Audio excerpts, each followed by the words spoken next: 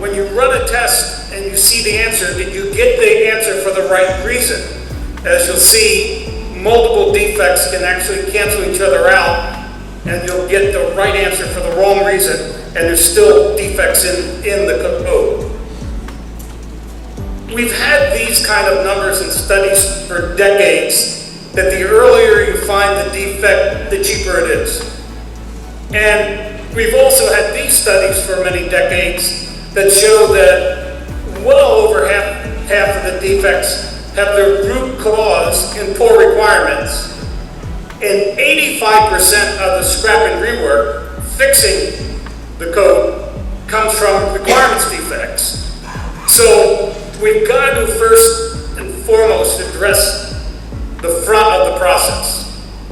And so in the requirements-based testing technique, we do two things. We first validate the requirements are correct, complete, unambiguous, and logically consistent, and then design a sufficient set of tests to verify the design and code fully meet those requirements. Now, the overall process is 12 steps. Given the time constraint, I'm not going to be able to cover all these steps. I'll focus on ambiguity reviews, modeling the requirements with the cause-effect graphing to test them, and then some piece of test design. When we look at ambiguity reviews, we've developed a checklist, pretty simple, that we compare the requirements against this list.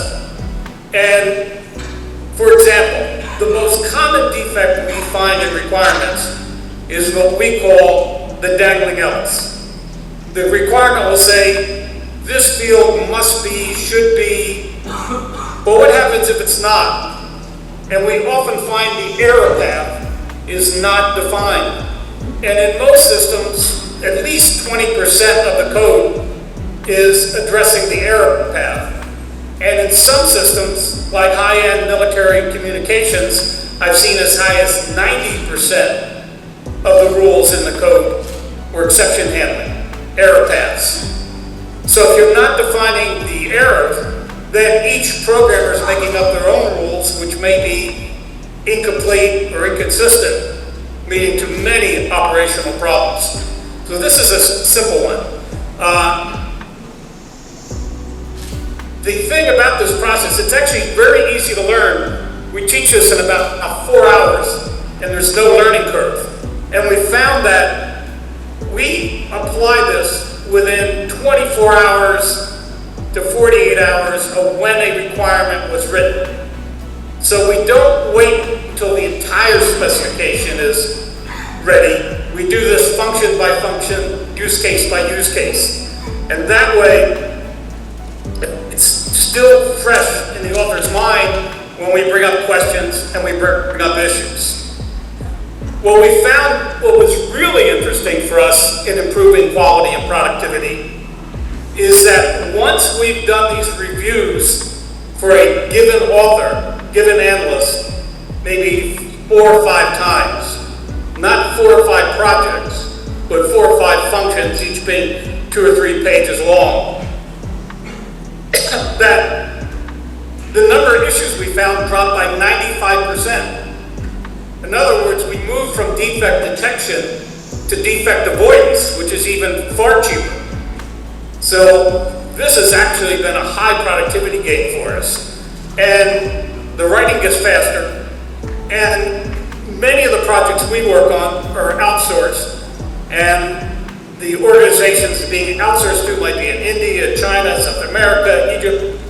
And where communications is especially critical, especially where you have differences in language. So this has been a really high leverage, high quality process for us. One of the things we found is that when we look at each ambiguity as a defect, the cost of the high level severity 1, severity 2 defects we find is trivial compared to what it would be in production. And this I can't emphasize enough. We have found that if something was ambiguous in the specification, there's nearly 100% probability chance that there'll be one or more defects in the code that you can trace back to that ambiguity. So when we come into projects late and the code is already done, and we go and still do the ambiguity reviews of the requirements so we can design the rest of the test, this is how we've been able to get this data.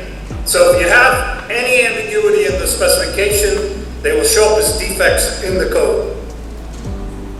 Now let's assume that we've been able to clarify. You have an issue that even a trivial function, if you have a function that just has 6 variables, and each variable has only 2 states, A, B, true, false, and you look at all the possible tests that you can put together in all possible orders, because order does count, you get 10 to the 89th possible test suites. The number of molecules in the entire universe, according to Stephen Hawking, is 10 to the 80th. So that's 9 orders of magnitude greater. You cannot do exhaustive testing. So you need very intelligent ways to make that large number into a small number that you have time and resources to build and run and verify those tests. So we'll address how that happens. The second issue, which the hardware people understand very well, is you have to make sure that if there is a defect, you'll actually be able to see it at an observable point.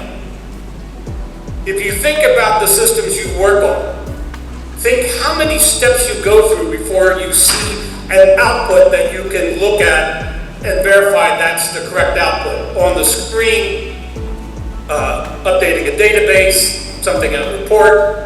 So we need to address this observability issue. There are a lot of techniques for making the big number a small number, but only this particular technique addresses the observability of defects.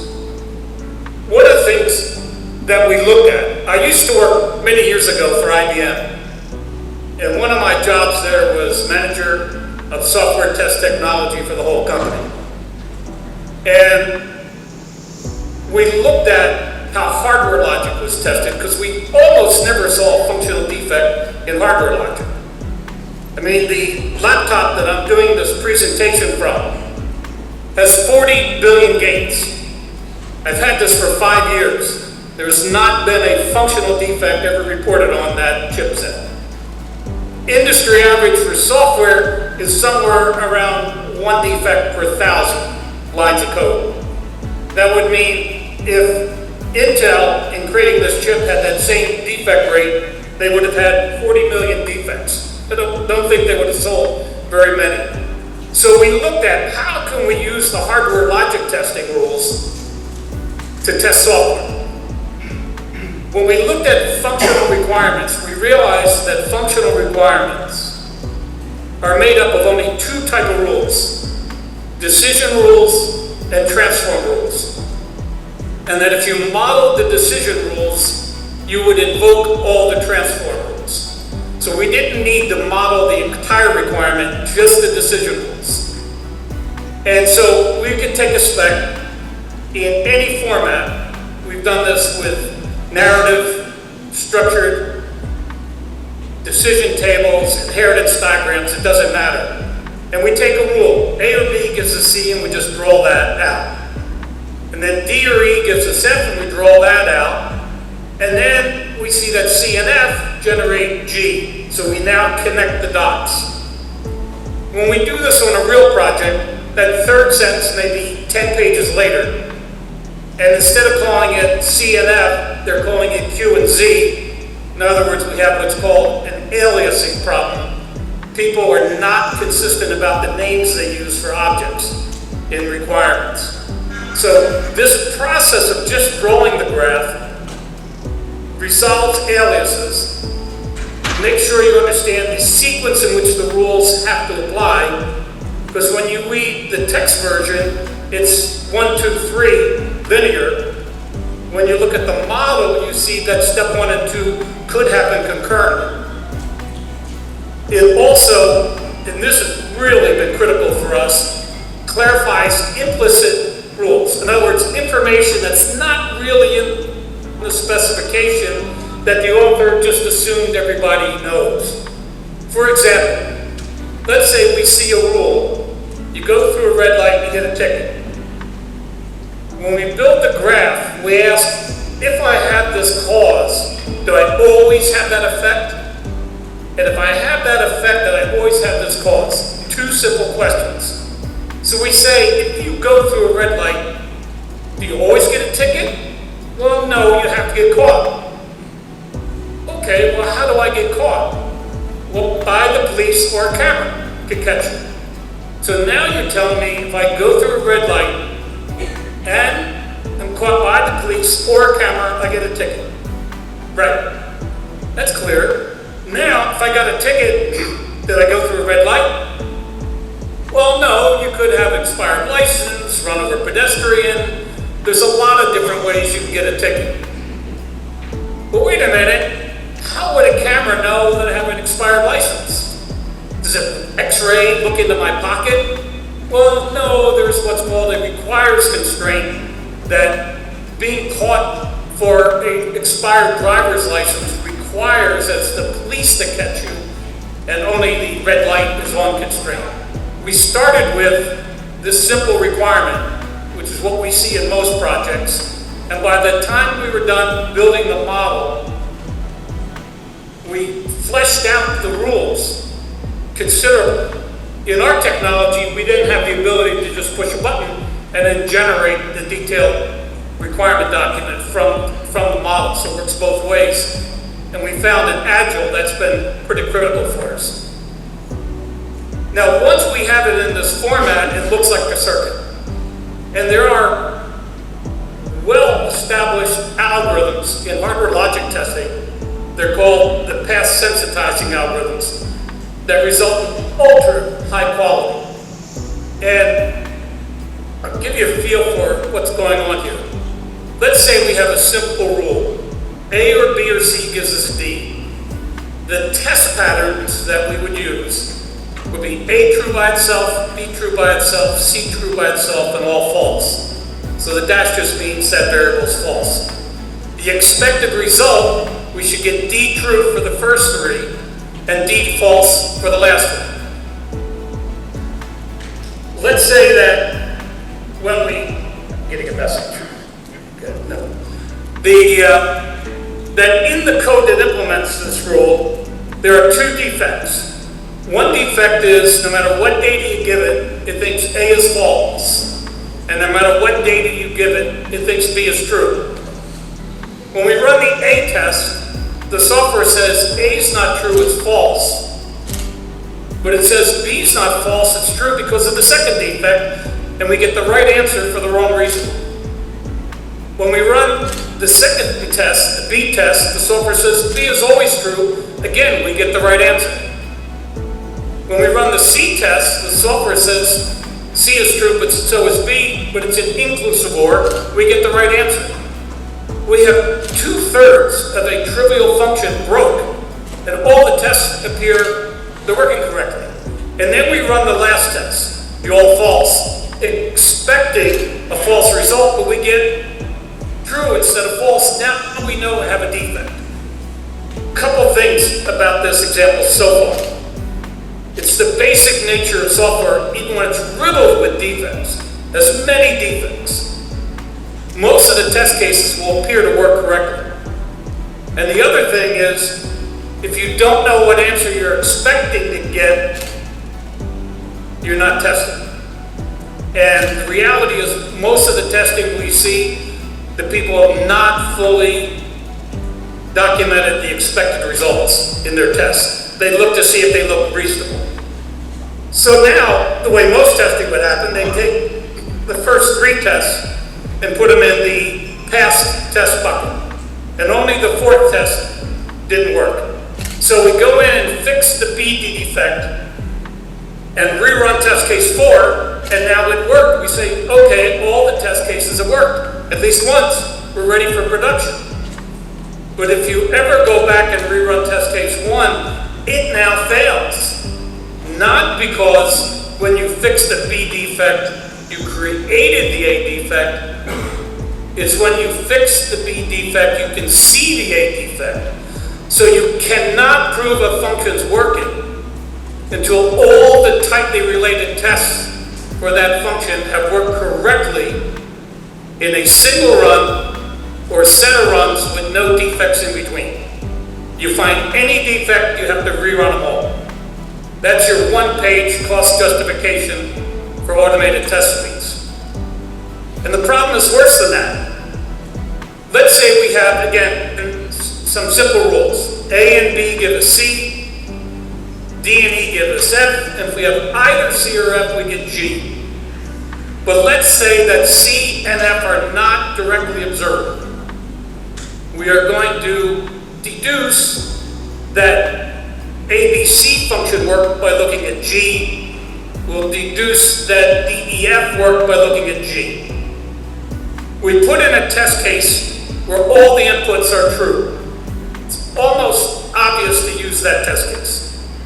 But let's say when we put in that test case, there's a defect at A. And the software, instead of saying C is true, says C is false, but it's not observable.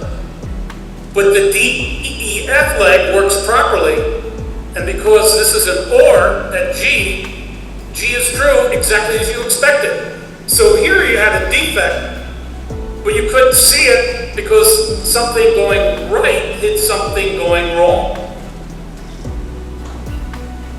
So in designing test cases, you have to take into account the relationship between the variables and or not, the constraints, the requires, exclusive, inclusive, the functional primitives that you need to test. Those come from the hardware logic rules, and you need to take into account which steps are and are not observable.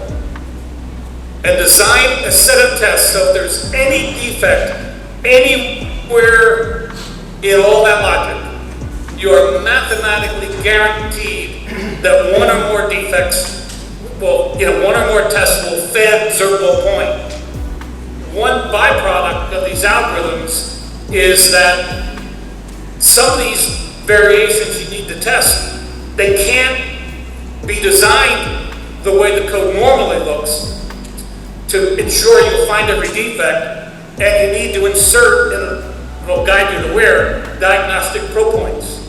You look at any piece of hardware logic, there are tens of thousands of hardware diagnostic propoints in that circuit. These were defined to test engineers and given to the development engineers to implement. The exact same need in software. So as testers, we're going to go back to the development team and say, here is where we need diagnostic propoints, at least in the process. When I look at intelligence, because I know that's a main theme of your conference here today. We've taken a look at this in the past, not too successful ambiguity reviews, but now with the latest generation of AI, we are now revisiting that and working with another vendor to see if we can teach the AI to do ambiguity reviews. We've also, over the years, developed we call a style guide for writing unambiguous specifications. There are opportunities with AI to automatically rewrite an unclear spec into a clear specification. In regards to generating the cause-effect graphs, and we did this years ago, a proof of concept where specifications written according to our style guide on ambiguous specs, that a cause-effect graph could automatically be generated by a tool, which would be a major productivity gain. So we're really enthusiastic about artificial intelligence, and this is a topic I've been actually keeping track of for many decades. And now I think the time has finally arrived, it's gotten sufficient to do this. When I look at how our requirements-based testing process fits into the rest of your testing steps, The technique defines how do you know you're done. And that's when all the sensitized variations are running correctly. And it designs tests to meet that. Then you go into other methods and tools to build the test, run the test, verify the results. And then there's ways to measure coverage, functional, based on which test passed or failed. And then manage the libraries. That gives you a feel for how things fit together. The result of using the graphic, because it's based on the algorithms from the hardware logic testing, means they're highly optimized. You wind up with very small test libraries.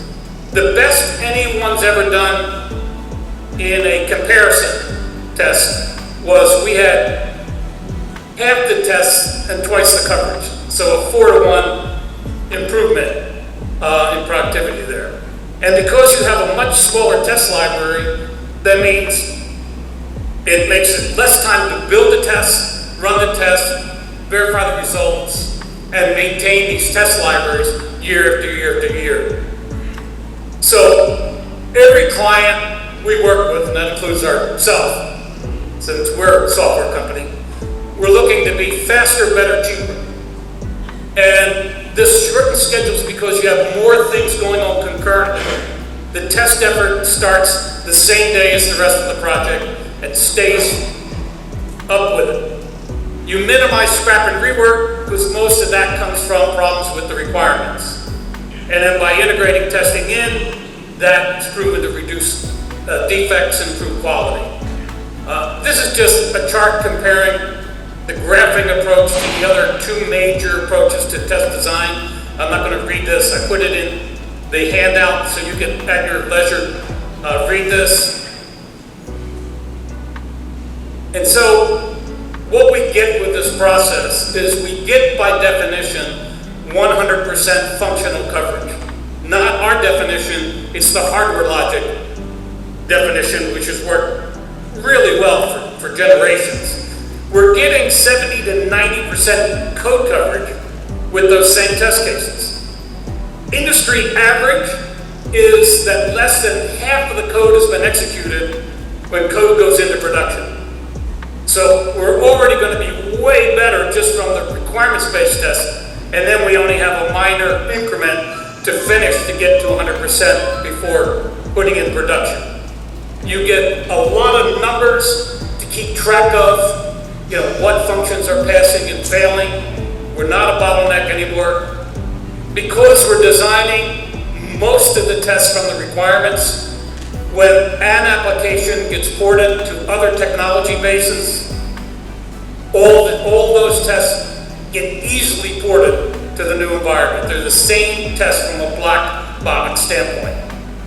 And we've used this approach for now over 50 years. So there's not an application class we've applied it to everything from embedded systems to supercomputer and everything in between. So you learn this is one process and it's portable because anything you'll ever work on in your career. On average, we've then been getting reduction in time and cost to deliver by 20 to 30%. And all the projects we've worked on over the decades have come in at or near zero defect. And we work on exclusively business critical, mission critical, safety critical applications. One last comment I want to make is that I know we did this quickly and there's a lot more to cover.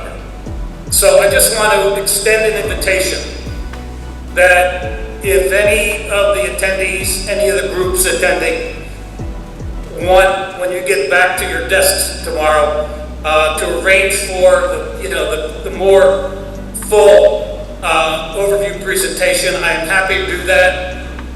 Shireen and the other people at the organization will be happy to assist in making those arrangements, and we will schedule that at your convenience. So I'm happy to do those presentations for you, for your teams. All right. Any comments, questions?